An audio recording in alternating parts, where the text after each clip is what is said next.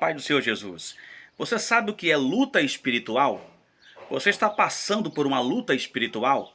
O vídeo de hoje é sobre esse assunto. E não se esqueça, tá bom? Deixa o like no vídeo.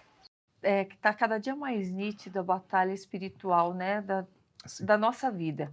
Não que ela nunca existiu, mas parece que ela, quanto mais o tempo passa, eu creio que quanto mais perto da volta de Jesus, mais a gente percebe que está se acelerando e essa batalha está aumentando. Qual foi o momento de maior batalha espiritual que o Senhor já vivenciou?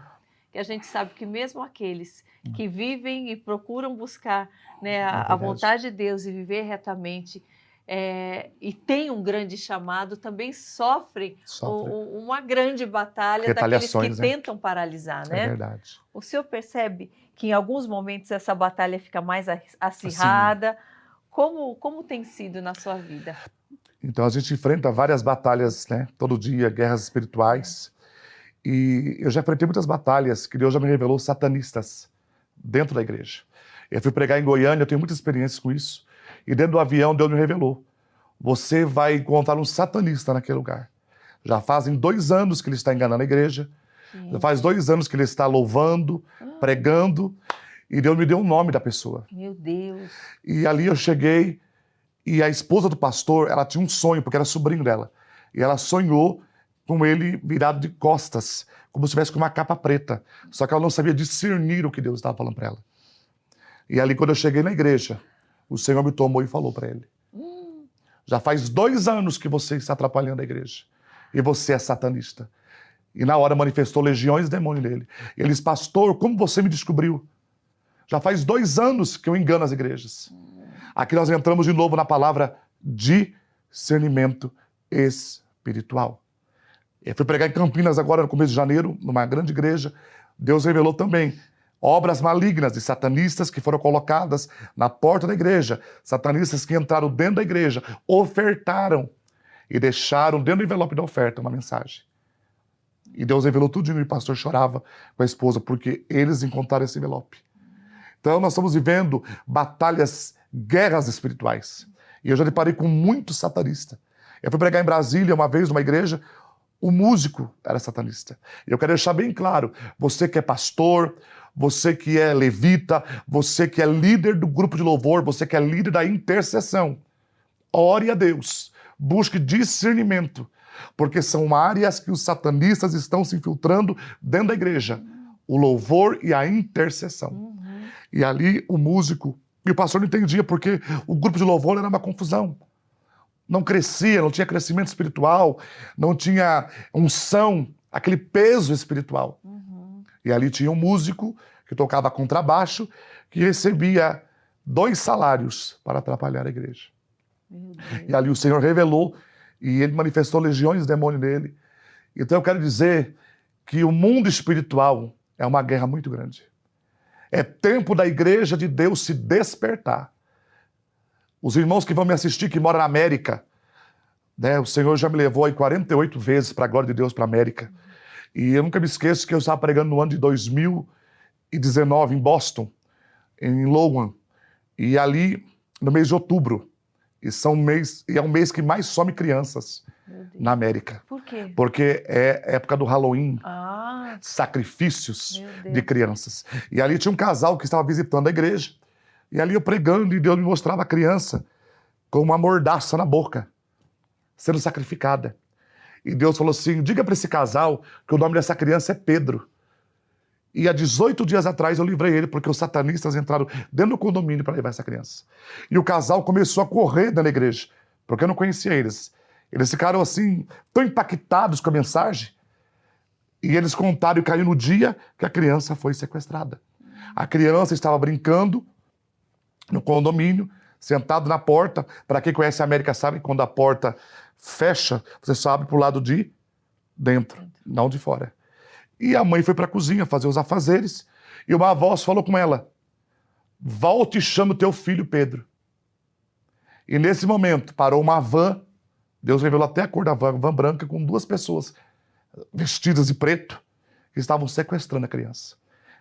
E ali ela voltou, e quando ela viu a van, ela gritou: O sangue de Jesus tem poder. Vocês não vão levar meu filho. Então eu quero dizer para você, clame o sangue de Jesus, porque este sangue tem poder. Mas não clame na brincadeira, clame quando você precisar, porque ele vai ter feito na sua vida. E quando ela clamou, o sangue de Jesus tem poder. Ali, o rapaz abriu um vão da van e jogou a criança com tudo.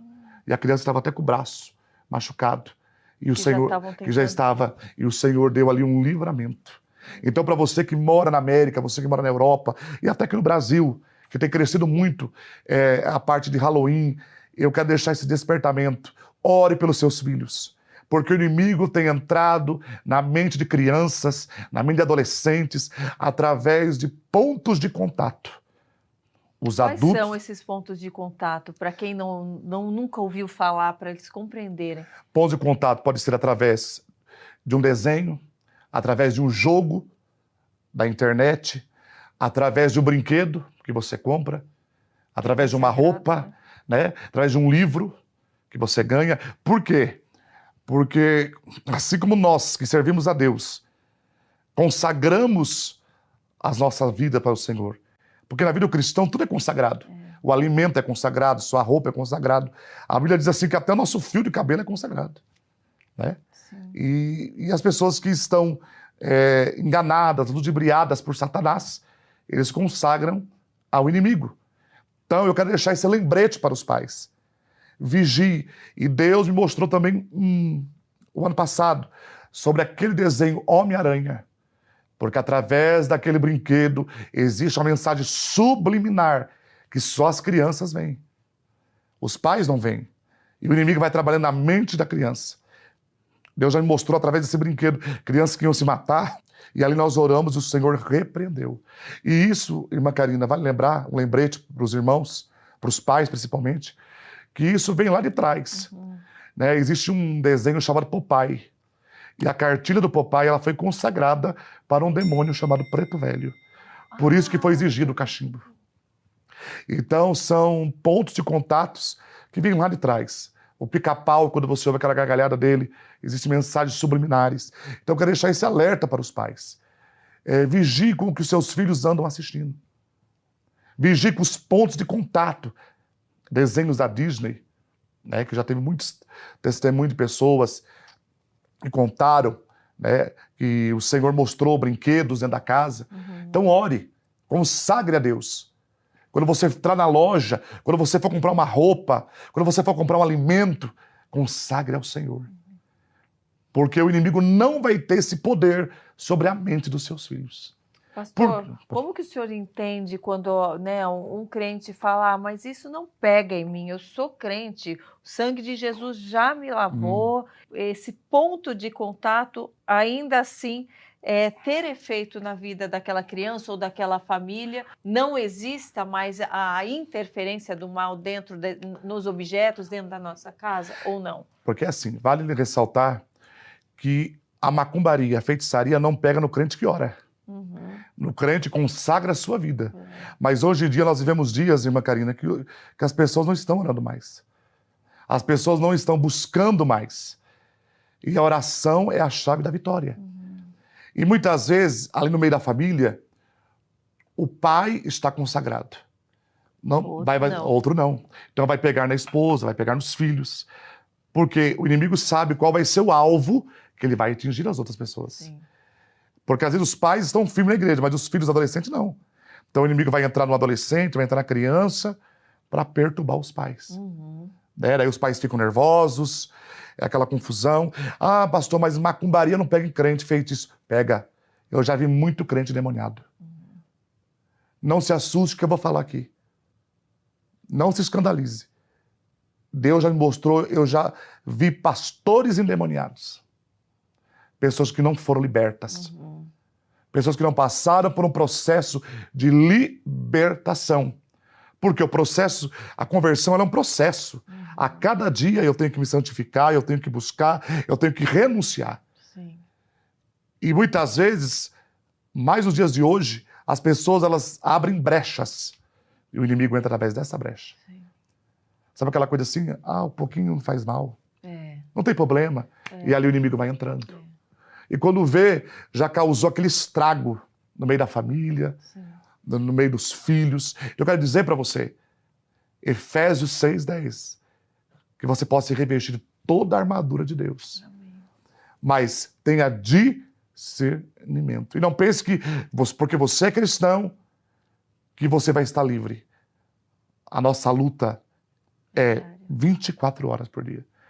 A gente até brinca e diz que o diabo ele faz hora extra para nos atrapalhar. Então, não é brincadeira, é uma verdade. É uma guerra espiritual.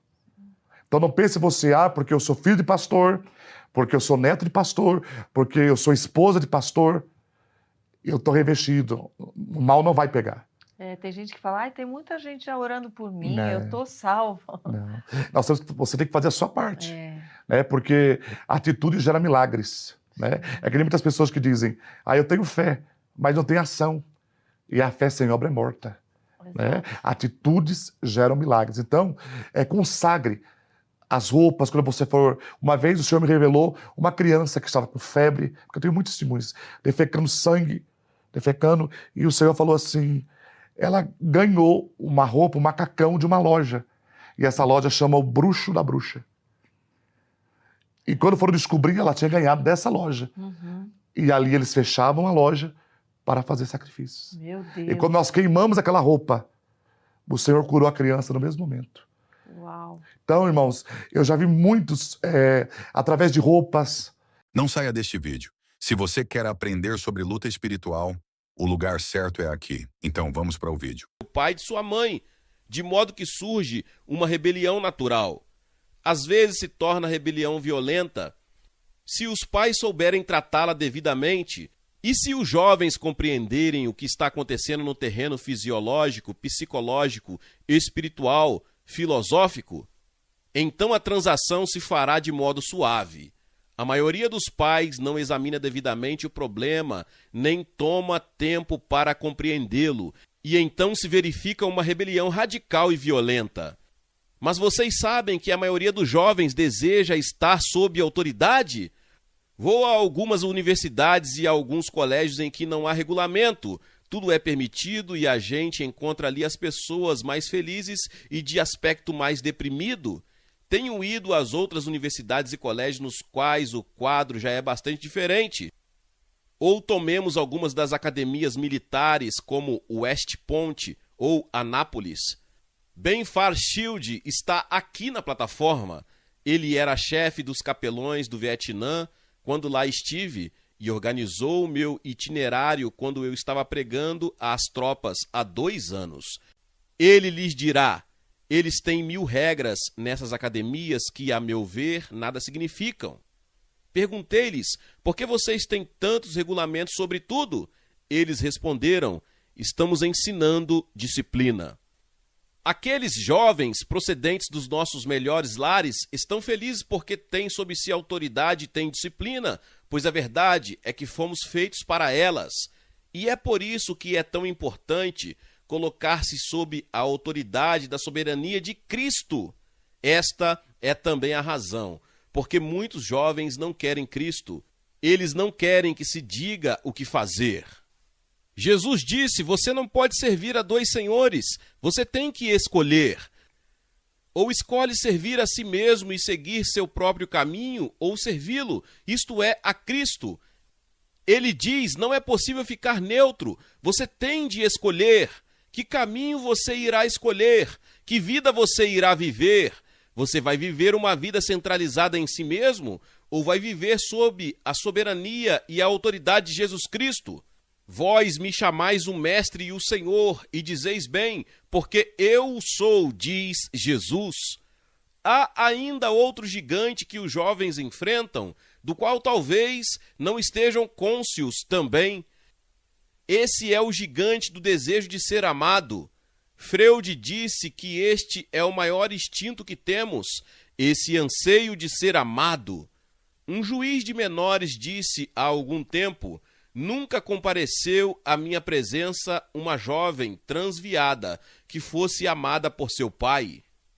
Uma jovem de 16 anos que acabara de ter um filho ilegítimo declarou a um jornal há dias que as jovens adolescentes têm relações pré-nupciais porque não recebem bastante afeto no lar e julgam que o estão obtendo por essa forma. A Bíblia ensina que Deus ama você. Deus o ama de tal maneira que deu seu Filho para morrer na cruz por você. E com cada gota de sangue que Jesus derramou, Ele está dizendo: eu o amo, eu o amo, eu o amo a ponto de morrer por você. Não importa quão mal seja você, não importa quais são os seus pecados, eu o amo, diz Cristo. Essa ânsia de ser amado, esse desejo de ser reconhecido, esse desejo de posição, tudo isso pode encontrar satisfação em Jesus Cristo. Entregue sua vida a Cristo, Ele lhe dará posição. Você se torna coerdeiro com Cristo, você se torna membro da família celestial. Ele satisfará aquele anseio de ser amado porque Ele o ama mais do que qualquer amigo pode amar, ou ainda mais que sua mãe. Existe ainda outro gigante que a juventude enfrenta hoje em dia? É o problema do sexo. Como tratar o sexo? Um dos nossos mais conhecidos cantores populares é Sebastian Temple, que é, diga-se de passagem, um cristão maravilhoso, e ele disse há algum tempo: o amor é dar, a paixão só quer receber. O amor é um encontro de coração, a paixão separa. A Bíblia tem muito a dizer sobre o sexo. Não é um livro que faz segredo do assunto. O sexo não é pecaminoso. A paixão, sim, é pecaminosa. O homem tomou uma boa coisa e santa e a corrompeu. O grande dom de Deus foi pervertido. Porque Deus diz: não praticarás imoralidade fora do casamento, primeiro, para proteger seu casamento, segundo, para proteger seu corpo. Apesar de todas as drogas modernas que possuímos, há cada vez mais crianças ilegítimas nascendo diariamente nesse país. Há mais doenças venéreas nos Estados Unidos atualmente do que em qualquer outra época da nossa história. Há novas variedades delas vindo do Oriente que não reagem a drogas e estão se alastrando por todo o país. Deus disse que para sua proteção psicológica, por causa dos sentimentos de culpa, dos distúrbios emocionais, da insegurança, do sentimento de não ser amado, o sexo precisa ser controlado. Não creio que você possa viver uma vida de acordo com a Bíblia, em que fuja das paixões da mocidade e evite as ciladas da imoralidade sem Jesus Cristo. Creio que as tentações são grandes demais. Julgo que as pressões de nossa era saturada pelo sexo são grandes demais. Não creio que você possa fazê-lo, mas se Cristo estiver em seu coração, lhe dará poder sobrenatural para levar uma vida pura. Você dirá: mas Billy Graham, a esta altura eu já quebrei a lei de Deus. Que irei fazer? Ele o perdoará. Esta é a razão de ser da cruz. Foi por isso que ele morreu por você na cruz. Seu sangue pode lavar qualquer pecado, qualquer que tenha sido o seu pecado. Foi por isso que ele morreu por você. Ele o ama, ele o perdoará e o tornará tão limpo e tão puro como qualquer virgem que jamais existiu, se você colocar sua confiança nele. É o sexo gigante de sua vida contra o qual você precisa de ajuda? O apóstolo Paulo escreveu a Timóteo e disse: conserva-te a ti mesmo puro, e acrescentou: foge das paixões da mocidade. E ainda eu subjugo meu corpo e o sujeito ao domínio de Cristo. Outro gigante que a juventude está enfrentando hoje em dia é o da vocação. Que vou fazer da minha vida? Quantos jovens não desperdiçam tanto da sua vida procurando decidir? Há 1000 desafios hoje, 1000 coisas que você pode fazer para Deus. Quantos jovens não vêm me dizer: estou enfastiado? Um jovem crente jamais deveria estar enfastiado. Ele tem a Bíblia para estudar, há pessoas para ganhar, há trabalho para fazer, há pobres para alimentar. E lá nos campos missionários do mundo estão trincheiras da fé cristã onde precisam de você. Não creio que haja uma pessoa aqui que não esteja qualificada para servir a Deus de algum modo, mesmo num leito de hospital. Você pode ser surdo ou mudo ou cego. Deus pode usá-lo se você se oferecer a Ele. Muitos de vocês precisam preparar-se primeiro. Deus somente usa pessoas preparadas. Alguns de vocês precisam ir para um instituto bíblico ou a alguma outra instituição de treinamento, preparar-se para servi-lo. Existe ainda o problema da tentação. Que vou fazer com a tentação? Sabe como Jesus venceu a tentação? Ele se limitou a citar a Bíblia. Foi só isso que ele fez. Guardo no meu coração as tuas palavras para não pecar contra ti, disse Davi. E quando ele deixou de citar as Escrituras, a tentação o alcançou. Ao ser tentado, Jesus não discutiu com o diabo, limitou-se a citar a Bíblia. Esta é a razão por que lhes damos versículos para decorar cada noite, porque todos somos tentados diariamente. A tentação em si não é pecado. Quando cedemos à tentação, é que pecamos. Jesus citou a Bíblia ao diabo e o diabo fugiu. A Bíblia diz: resisti ao diabo. Como é que você resiste a ele? Você o faz com a espada do Espírito. A Bíblia é a sua arma. Ela é a palavra viva. Existe algo de sobrenatural na simples citação das Escrituras. Elas são a palavra inspirada de Deus. Daí a importância de decorar esses versículos e continuar a decorá-los, para que quando a tentação vier, você possa ter um texto bíblico para citar e o diabo fugir. Então esse gigante Golias saía para desafiar os exércitos de Israel, e todos tinham medo. Davi estava vigiando as ovelhas, ele não tinha idade para ir à guerra. Seus irmãos tinham ido lutar, mas quase não estavam lutando. Estavam ali acampados, ouvindo o gigante esbravejar, e todos morrendo de medo. Foi quando o pai de Davi chegou a ele e lhe disse: Filho, quero que você vá onde estão nossos exércitos e leve alimento para dar a seus irmãos. Devem estar com fome. Davi foi, levando pão e grão tostado, e quando chegou lá com as provisões, ouviu aquele enorme gigante. A terra quase que tremia com a força da sua voz. Ele dizia: Desafio os exércitos de Israel, mandem aqui um homem para lutar comigo. Davi perguntou: quem é esse indivíduo a desafiar os exércitos do Senhor Deus? Quem é aquele sujeito? Eles responderam: é Golias. E acrescentaram: é o maior homem do mundo, o mais forte do mundo. Davi indagou: por que não sai alguém para lutar com ele? Eles responderam: estamos todos com medo, nunca venceremos. Ele nos mataria a todos. Davi olhou para o gigante e disse: eu vou combatê-lo. Seus irmãos riram dele e zombaram e escarneceram, e os soldados todos riam. Olhem só, um garoto como você lutar com um gigante daquele? Você está doido? Não faça papel de bobo, procurando exibir-se. Davi pediu: levem-me ao rei Saul.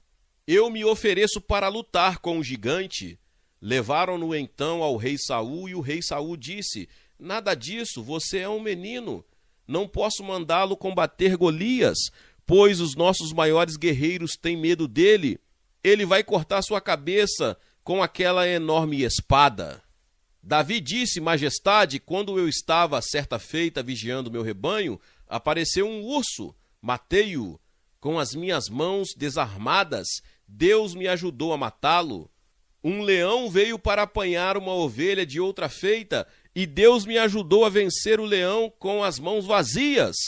O mesmo Deus que me ajudou a vencer o urso e a matar o leão, irá me ajudar na luta com Golias, porque não se deveria permitir que ele desafiasse os exércitos do Senhor Deus.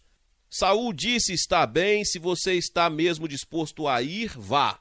Mas você não tem nenhuma armadura, você não tem espada, você não tem nenhuma arma. Tome as minhas. Saul vestiu com sua armadura, mas Davi era um homem de fé viva. Devia ter tido muita fé quando enfrentou o urso. Temos ursos lá onde eu moro, e eu não gostaria de sair e dar de cara com um deles. Isso deve ter exigido muita fé. Tarzan tinha uma faca, mas Davi não tinha sequer uma faca quando enfrentou aquele leão, mas ele derrotou-o. Você já experimentou agarrar um leão pela juba e lutar com ele? Pois foi isso que Davi fez. O fato é que a sua força espiritual havia sido devolvida secretamente e alimentada na solidão. Ele havia se decidido a viver para Deus lá no deserto, sob as estrelas, e resolveu que iria servir a Deus desde cedo. Que magnífico salmo é o que foi lido há pouco. Davi o escreveu. A maior parte dos salmos foram escritos por Davi, e muitos deles foram escritos quando ele era um jovem pastor, sob um céu estrelado, com seu pensamento em Deus. Aqui em Nova York, a gente quase não vê as estrelas à noite. Você só as vê na televisão. Quando os astronautas estão circundando a Lua, você tem uma visão das estrelas. Mas lá na solidão do deserto, será que você jamais fica a sós com Deus? Você procura uma oportunidade de estar a sós com Ele? Você dirá, Billy Graham, você está brincando. Com meus 5 filhos em meu apartamento, como estar a sós com Deus? Conheço uma senhora com 12 filhos, morando num apartamento em Londres.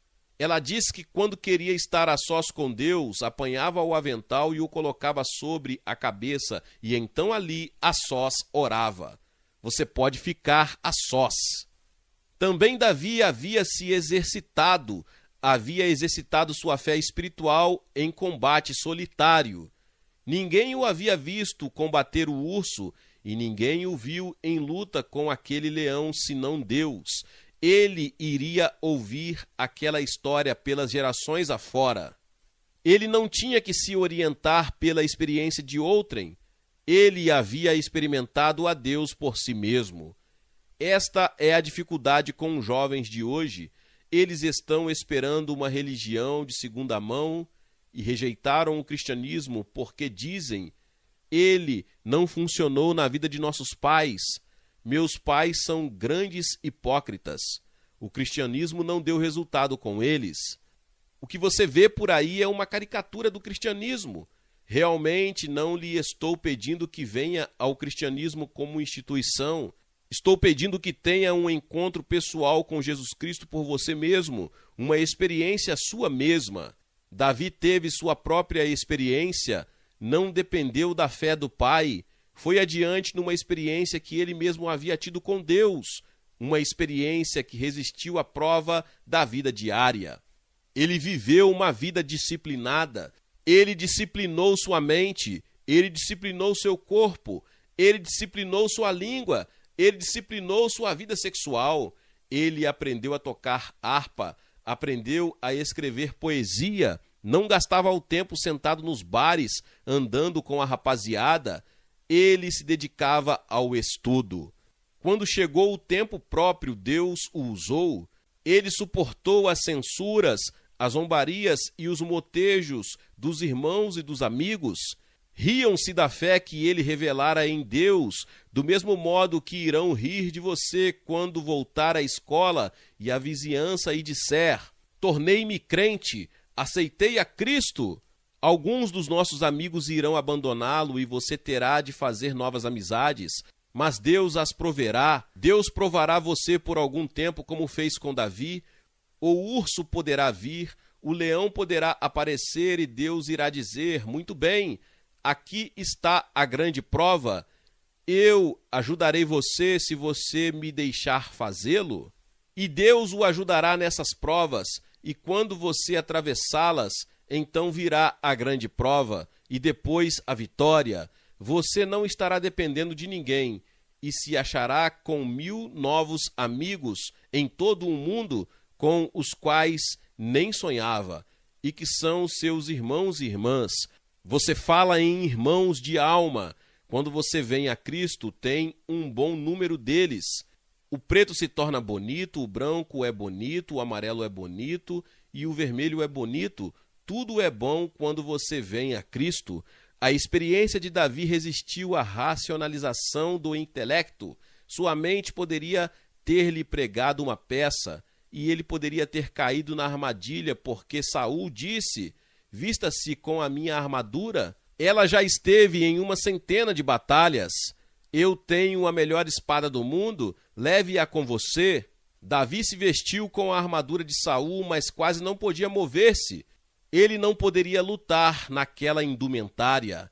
A Bíblia diz: porque as armas da nossa milícia não são carnais, e sim poderosas em Deus para destruir fortalezas. E ainda, porque a nossa luta não é contra o sangue e a carne, e sim contra os principados e potestades, contra os príncipes dominadores deste mundo tenebroso, contra as forças espirituais do mal nas regiões celestes. Na verdade, estamos envolvidos em um conflito espiritual. Você não pode se preparar para ele como se fosse a disputa de um campeonato. Você se treina de modo diferente. Armas de espírito, oração, estudo da Bíblia, uma vida disciplinada para Deus. É assim que você se treina para as grandes batalhas espirituais da vida.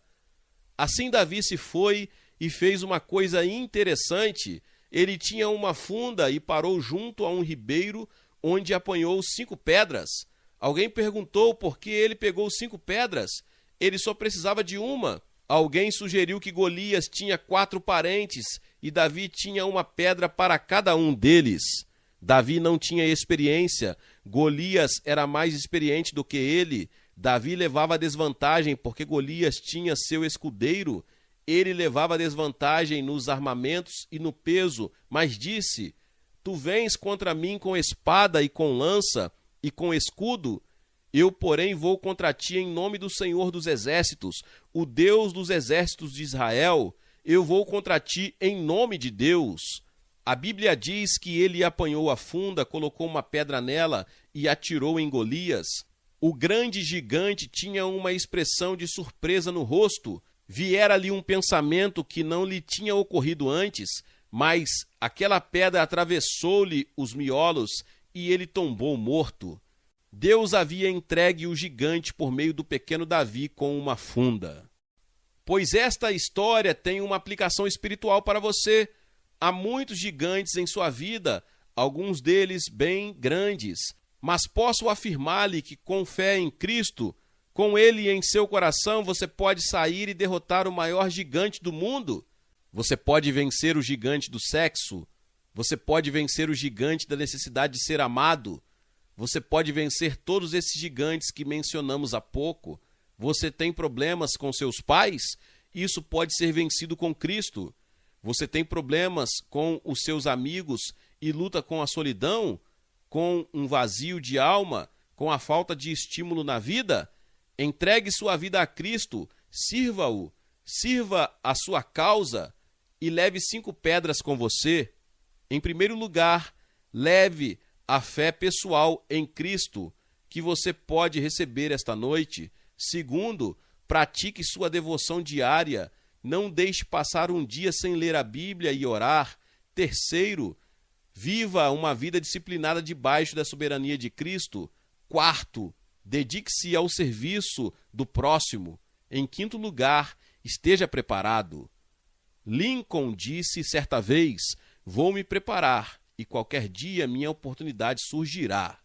Então, quando você lançar a pedra, Deus a dirigirá, porque você não terá de ir à batalha sozinho, o Espírito de Deus irá com você.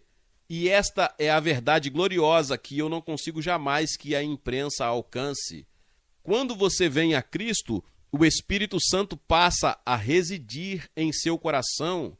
Algo de novo é acrescentado à sua vida de modo sobrenatural. Um novo poder, uma nova dimensão, uma nova capacidade de amar, uma nova alegria, uma nova paz. O Espírito Santo entra e vive a vida cristã através de você. Já sei que você está dizendo: como poderei viver essa espécie de vida? Não sou bastante bom para isso. De fato você não é, nem eu o sou, mas Cristo pode viver através de você, se você lhe permitir. Tudo o que você tem que fazer é deixar o caminho livre, tirar suas mãos da direção da sua vida e deixá-lo dirigir. Coloque-o na direção e você será capaz de pelejar com qualquer gigante que surja. Vou pedir-lhe que o faça esta noite. Você dirá, mas o que é que eu devo fazer? Você deve estar disposto a se arrepender do seu pecado. Arrepender-se significa mudar sua mente, voltar-se do pecado. Significa dizer, ó Deus, pequei, fracassei, eu me entristeço com isto, perdoa-me, estou pronto a mudar. Em segundo lugar, significa receber a Cristo como seu Senhor e Salvador, seu único Salvador, não confiando em suas boas obras, nem confiando em sua filiação a uma igreja, mas confiando na pessoa de Jesus Cristo. Em outras palavras, tendo a sua própria experiência com Cristo, significa que você está disposto a obedecê-lo e servi-lo e segui-lo. Você está pronto a fazê-lo esta noite? Você poderá ser membro de alguma igreja ou talvez não o seja, mas esta noite gostaria de receber a Cristo porque tem alguns gigantes na sua vida e gostaria que Cristo o socorresse. Você gostaria que ele perdoasse os seus pecados, você gostaria de recebê-lo como seu Senhor e Salvador e gostaria de sair daqui com Cristo no coração. Se você está pronto a dizer isso e a fazer isso, seja católico, protestante ou judeu, ou talvez não tenha religião nenhuma, mas quer ter Cristo no coração, desejo que se levante e venha aqui para a frente desta plataforma e diga com esse passo, eu recebo a Cristo, quero o perdão dos meus pecados, quero uma nova vida. Mas você pode estar se perguntando por que você pede para mim vir publicamente aqui à frente. Vou lhe dizer algo. As pessoas que Jesus encontrou no Novo Testamento, ele falou com eles publicamente e Jesus morreu publicamente por você naquela cruz. Quando você vier aqui à frente, eu vou fazer uma oração por você, eu vou te dar uma palavra e no final vou te dar uma literatura, um livro para que abençoe sua caminhada cristã.